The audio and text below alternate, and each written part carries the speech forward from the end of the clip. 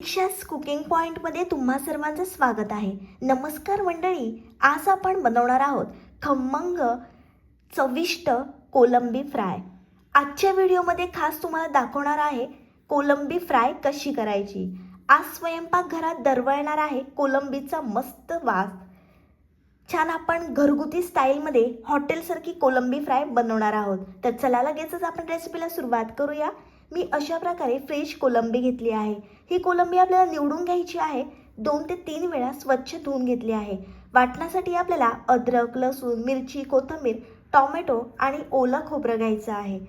छान आपण वाटण बारीक वाटून घेतलं आहे. बऱ्याच वेळा वाटणामध्ये खोबऱ्याचे तुकडे राहतात, असं होऊ नये याच्यासाठी आपल्याला बारीक वाटून घ्यायचं आहे. कढई मस्त आपण गरम करून घेतली आहे हाय फ्लेमवर. मग आपल्याला त्याच्यामध्ये तेल टाकायचं आहे. तेल कडकडीत गरम करून घ्यायचं आहे. तेल छान गरम झाल्यानंतर त्याच्यामध्ये आपल्याला ठेचलेला लसूण टाकायचा आहे. ठेचलेल्या लसूणमुळे कोलंबी खूप स्वादिष्ट बनते आणि कोलंबीचा जो वैसट वास असतो तो निघून जातो. लसूण छान खरपूस झाल्यानंतर त्याच्यामध्ये आपल्याला तयार केलेलं वाटण टाकायचं आहे. जोपर्यंत तेल वेगळं होत नाही, वाटणाला तेल सुटत नाही, तोपर्यंत 2 ते 3 मिनटं हाय फ्लेमवर वाटण आपण परतून घेणार आहोत. ही कोलंबी तुम्ही एकदा खाल्ली ना, तुम्हाला पुन्हा पुन्हा करावीशी वाटेल. आज जेवणात एकदम खास रेसिपी आहे. तुम्ही जर नॉनव्हेज प्रेमी असाल तर ही कोलंबी फ्राय तुम्ही एकदा जरूर ट्राय करा. वाटण छान परतून झाल्यानंतर त्याच्यामध्ये आपण अर्धा चमचा हळद टाकली आहे. घरगुती आगरी कोळी मसाला टाकायचा आहे. तुम्हाला जेवढा तिखट हवा असेल तेवढा तुम्ही मसाला टाकू शकता. मी 1 मोठा चमचा घरगुती आगरी कोळी मसाला टाकून आणि चवीप्रमाणे मीठ टाकून छान एकजीव करून घेतला आहे. जोपर्यंत तेल सेपरेट होत नाही तोपर्यंत हाय फ्लेमवर हे सर्व मसाला आणि वाटण आपण एकजीव करून घेतला आहे. आता जी आपण स्वच्छ धुवून घेतलेली कोलंबी होती ती वाटणात टाकून पुन्हा छान आपल्याला एकजीव करून घ्यायचं आहे. कमी वेळामध्ये तुम्हाला मी सविस्तर रेसिपी दाखवण्याचा प्रयत्न केला आहे.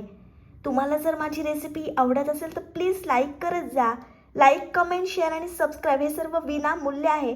तर या महाराष्ट्रातल्या मराठी मुलीला तुम्ही खूप खूप सपोर्ट आणि प्रेम द्या. रंगावरूनच तुम्हाला समजत असेल किती भारी लागणार आहे कोलंबी. हलकीच परतून घ्यायची आहे, फार हलवायची नाही कोलंबी. मस्त सुगंध यायला लागला कोलंबीचा आणि कोलंबीचा रंग सुद्धा आता बदलत चाललेला आहे. मसाले कोलंबीमध्ये छान मुरलेले आहेत. ही कोलंबी एकदम सॉफ्ट राहते. एकदम झणझणीत आणि टेस्टी अशी कोलंबी झालेली आहे. मस्त तेल सुटलंय कोलंबीला, बघू शकता. ही कोलंबी तुम्ही गरमागरम तांदळाची भाकरी किंवा भातासोबत खा, एकदम भारी लागते. गरमागरम कोलंबी फ्राय खाण्यासाठी तयार आहे. ही कोलंबी म्हणजे एकदम प्रेम आहे. सी फूड लव्हरसाठी एकदम ही खास रेसिपी आहे. एकदम झक्कास चव. गरमागरम कोलंबी फ्राय खाण्यासाठी तयार आहे. ही रेसिपी तुम्ही जरूर ट्राय करा. माझी रेसिपी तुम्हाला आवडली तर व्हिडिओला लाईक, कमेंट, शेअर आणि चॅनलला सबस्क्राईब करायला विसरू नका. भेटूया पुढच्या रेसिपीसोबत. तोपर्यंत मस्त खा आणि स्वस्त राहा.